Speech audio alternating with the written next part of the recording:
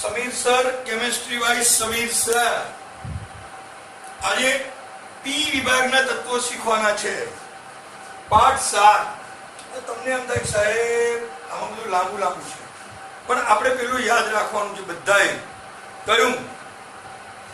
આવને વીરુ, આવને વીરુ તું ઈ બધું લેવા આવ્યો છું. બરાબર. આ એટલે આવડ, આવ એટલે આવડ, આવડ.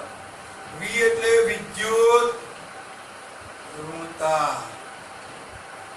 આ બંને ભેગું વિદ્યુત ઋણતા. ચાલો.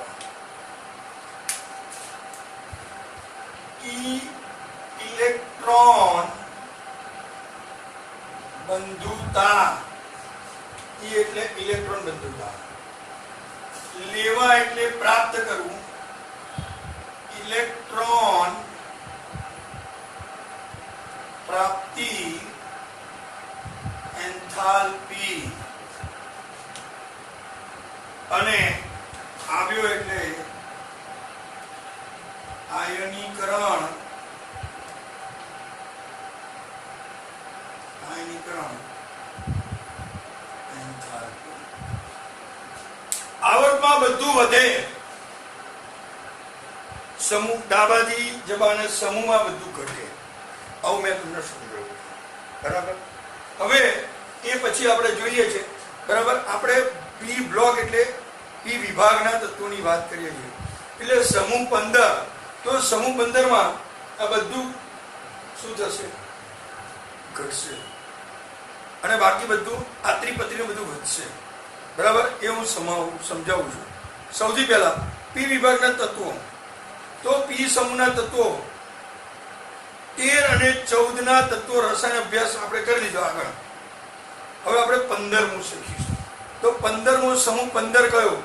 ન્યુઝીલેન્ડ, પાકિસ્તાન, ઓસ્ટ્રેલિયા, સબ ભિખારી.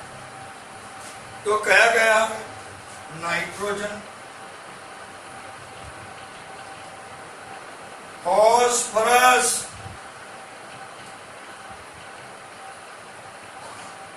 આર્સેનિક,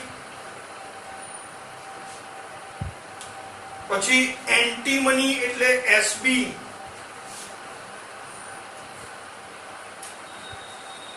અને બીઆઈ એટલે બિસ્મથ, કિસ્મત.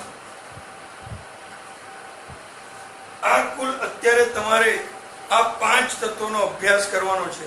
હવે 9 તત્વો એમાં મોસ્કોવિયમ ઉમેરાયું છે. બરાબર. મોસ્કોવિયમ આ તત્વો ઉમેરાયું છે, પણ એનું હમણાં કશું આપણે ભણવાનું નથી. હવે સમૂહમાં ઉપરથી નીચે તરફ જઈએ, એમ મેં તમને કહ્યું, ઉપરથી નીચે તરફ જઈએ. બરાબર.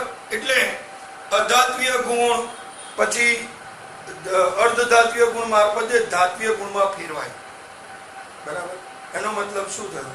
કે નાઇટ્રોજન અને ફોસ્ફરસ આ બંને જે તત્વો છે ને, આ બંને તત્વો કયો? નાઇટ્રોજન અને ફોસ્ફરસ. આ કેવા છે? અધાતુ. નાઇટ્રોજન અને ફોસ્ફરસ કેવા છે? અધાતુ તત્વો છે. સમજો. આર્સેનિક અને એન્ટીમની અર્ધધાતુ છે.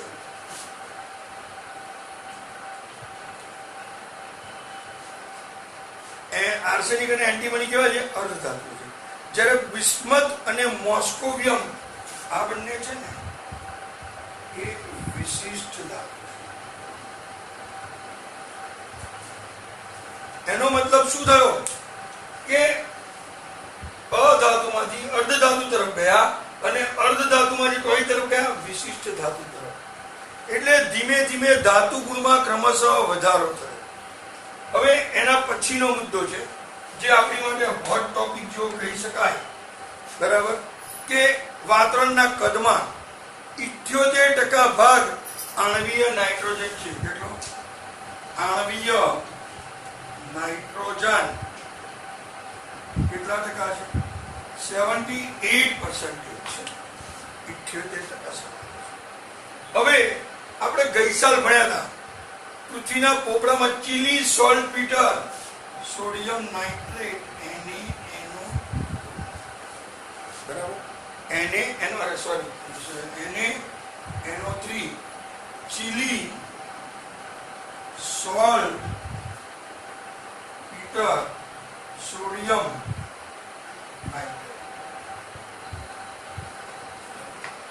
સોડિયમ નાઇટ્રેટનું પ્રમાણ કેટલું છે? NaNO3 ચીલી સોલ્ટપીટર એને કહેવાય છે બરાબર.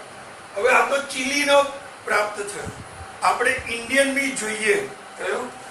ઇન્ડિયન સોલ્ટપીટર બરાબર. એને પોટેશિયમ નાઇટ્રેટ એનું સૂત્ર છે KNO3. કયું છે? KNO3. અને તે વનસ્પતિ અને પ્રાણીઓમાં તે પ્રોટીન સ્વરૂપે મળી આવે છે. આ જે તત્વો છે એ તત્વોમાં આ બંને ચીલી સોલ્ટપીટર અને ઇન્ડિયન સોલ્ટપીટર બરાબર. હવે બંનેમાં MCQ જરા જોજો. આમ તો પૂછાય નહીં, પણ હવે આ સવાલ કરનાર નસીબ સારું હોય તો પૂછાય. હવે ફોસ્ફરસ એપેટાઇટ વર્ગના ખનિજો. પેલા ધીમે ધીમે બધું લઈ લો ભાઈ, કઈ બાકી નહીં. ફોસ્ફરસ એપેટાઇટ વર્ગ. હવે ફોસ્ફરસ એપેટાઇટ વર્ગના ખનિજોમાં શું છે? તો સૌથી પહેલા સમજો Ca9PO4 6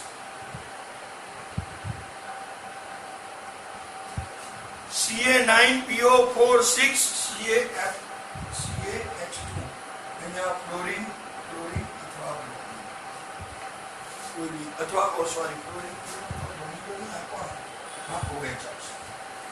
કોઈ બી આવી શકે બરાબર. હવે આમાં હું અહીંયા F2 લઈ લઉં ને, આના આ જ સૂત્રમાં F2 તે બની જાય ફ્લોર એપેટાઇટ. જેમ કે Ca9PO4 6 CaF2. આ શું છે? Floor appetite. હવે જો આ ફ્લોર એપેટાઇટ છે તો તમે સમજો આ બધામાં ફોસ્ફરસ છે. તો ફોસ્ફરસ બરાબર એટલે કે એમાં જે રહેલો ફોસ્ફેટ જે ખડકોના મુખ્ય ઘટકોમાં છે બરાબર. હવે સમજો, હમણાં આગળ મેં વાત કરી વનસ્પતિ અને પ્રાણીજ પદાર્થો માટે આવશ્યક છે. આપણા હાડકામાં છે, જીવંત કોષોમાં છે. ફોસ્ફોપ્રોટીન પૂછાય દૂધમાં કયું છે? તો ફોસ્ફોપ્રોટીન એ શેમાં છે? દૂધ. જોડણીની ચિંતા કરતા નહીં. દૂધ અને બીજું છે અંડે ઈંડા. એટલે કાળા ઈંડા છે. હવે સમજો કે આર્સેનિક, એન્ટીમની અને બિસ્મથ મુખ્યત્વે સલ્ફાઇડ સ્વરૂપે છે. કયા સ્વરૂપે છે? સલ્ફાઇડ. કયા? આ ત્રણેય સલ્ફાઇડ સ્વરૂપે છે. સમજો તો આનો મતલબ શું થયો? કે આ બધા જુદા જુદા સ્વરૂપે, જુદા જુદા ખનિજ સ્વરૂપે જોવા મળે છે. હવે આના પછી છેલ્લે એક આઈટમ આવી ગઈ જે આપણે હાલે આને લખવાનું રહી ગયું, મોસ્કોવિયમ. હવે મોસ્કોવિયમ શું છે? અત્યાર સુધી આપણે એનો બહુ અભ્યાસ નથી કર્યો, પણ તે રેડિયો સક્રિય છે. કયું છે આ તત્વ? આ જે છે એ રેડિયો સક્રિય તત્વ છે. હવે જો આ રેડિયો સક્રિય તત્વ છે બરાબર, તો બધું આપણે એનું જોવું પડે. તો એનો Z બરાબર કેટલો થાય? 115. પરમાણુય દળ ગણો 289. અને હવે આની ઇલેક્ટ્રોન રચના બહુ ખતરનાક આવશે. જો આમાં છેલ્લું તો તમારે નહીં લેવાનું, બાકી જો આર્યન તો આવી જવાનું, એમાં તો રડવાનું નથી બરાબર. બધી કક્ષકો પૂરી કરી નાખો સિવાય એક. કઈ? એ હું સમજાવું. ચલો પેલા 5F 14 થઈ ગયું. 5F F હોય એટલે ડી એના કરતા કેવો આવે? એક વધારે, એટલે 6d10. એસ આના કરતા એક વધારે, 7s2 થઈ ગયું. જેટલી એસ આવી એટલે શું હશે? પી એટલે 7p. પણ આમાં જો હવે ગણો 10 24 ને 26 થઈ ગયું. પેલો 86 નંબર હતો ને એટલે બરાબર બરાબર. તો આ રીતે જઈએ તો થઈ જાય 115. બરાબર. હવે સમજો આનું અર્ધાયુષ્ય અને ખૂબ જ ઓછા જથ્થામાં તેની પ્રાપ્યતાઓમાં હજુ પ્રસ્થાપિત આના વિશે ટૂંકમાં કશું મળ્યું નથી. સમજો બરાબર. હવે એ સિવાયના આ સિવાયના બધા જ તત્વોનો આપણે પરમાણુ ક્રમાંક, ઇલેક્ટ્રોન રચના બધાનો આપણે અભ્યાસ કરીએ છીએ. બરાબર. હવે આપણે બધા તત્વોની ઇલેક્ટ્રોન રચનાને એ થોડું સમજીએ છીએ. બરાબર.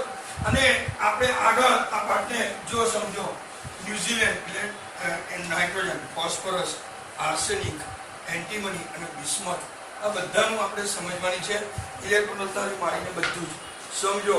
મેં તમને શીખવાડ્યું છે N nitrogen, phosphorus, New Zealand, Pakistan, Australia, સબ અને ભિખારી.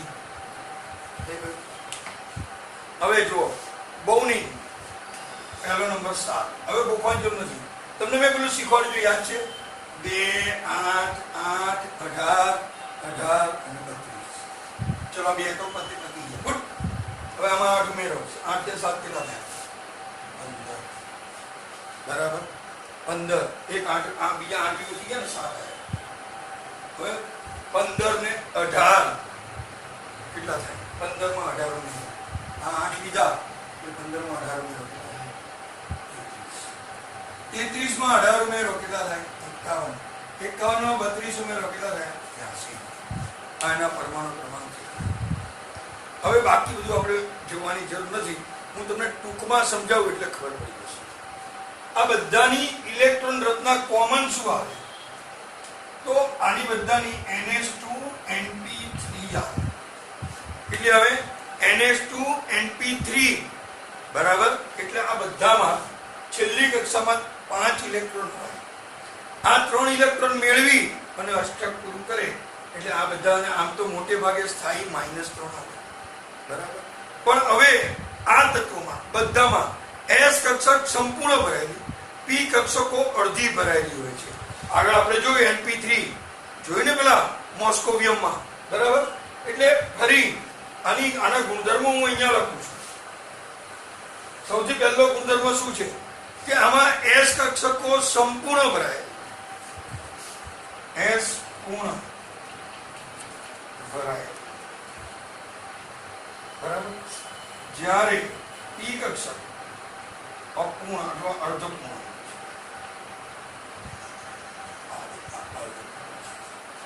P માં કેટલા? 6 ઇલેક્ટ્રોન આવે. બરાબર. એટલે અહીંયા કેટલા ઇલેક્ટ્રોન છે? 3. એટલે આને શું કહેવાય? અપૂર્ણ અથવા અર્ધપૂર્ણ. સોરી. બરાબર. ચલો આગળ. હવે આ અપૂર્ણ ભરાયેલી કક્ષકો છે. હવે મેં તમને કીધું, હવે હું સમજુ છું આ ત્રિપત્રી પેલું લખ્યું તો આમને વિરોધ બધું લેવા આવ્યો છું. સમજો તો મેં શું કીધું? એ બધું કોની માટે હતું? આવર્ત માટે. આ શું છે? સમૂહ. જો આવર્તમાં બધું વધે આ ત્રિપત્રી ઘટે, એટલે કે આયનિક ત્રિજ્યા અને પરમાણુ ત્રિજ્યા ઘટે. જ્યારે સમૂહમાં બધું ઘટે આ ત્રિપત્રી વધે. એટલે સમજો કેમ? કેન્દ્રથી જેમ જેમ દૂર જઈએ તેમ અંતર વધે એટલે ત્રિજ્યામાં વધારો થાય. ત્રિજ્યામાં વધારો થાય એટલે N થી P તરફ જતા સહસંયોજક બંધની ત્રિજ્યામાં જોરદાર વધારો થાય. અને આર્સેનિક અને બિસ્મથ એમાં ત્રિજ્યામાં તફાવતમાં બહુ વધારો ઓછો જોવા મળે, પણ જોવા મળે છે. તો જે ભારે સભ્યોમાં સંપૂર્ણ ભરાયેલી ડી અથવા એફ કક્ષકોની હાજરીને કારણે દેખાય છે. આ બધું સમજી લો. કઈ? ડી અથવા એફ. એટલે ફરી કહું છું સમૂહમાં બધું ઘટે. આયનિક એન્થાલ્પી, વિદ્યુત ઋણતા, સહસંયોજક ગમી એ પછી વાત છે. બરાબર. એ બધું ઘટે એમાં.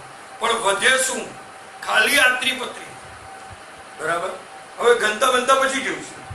હવે આ બધામાં નોંધપાત્ર વધારો થાય છે, પણ આર્સેનિક અને બિસ્મથમાં બહુ ઓછો તફાવત છે, કારણ કે બંનેમાં ડી અને એફ કક્ષકોની હાજરી છે.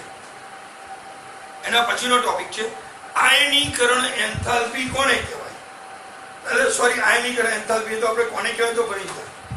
તો સમૂહમાં ઉપરથી નીચે તરફ જતા આયનીકરણ એન્થાલ્પીના કદમાં ઘટાડો થાય. મેં કીધું તું આવને વિરુદ્ધ બધું લેવા આવ્યો છે, એમાં આવ અને વિરુદ્ધ બધું લેવા આવ્યોમાં આયનીકરણ એન્થાલ્પી આવી ગઈ.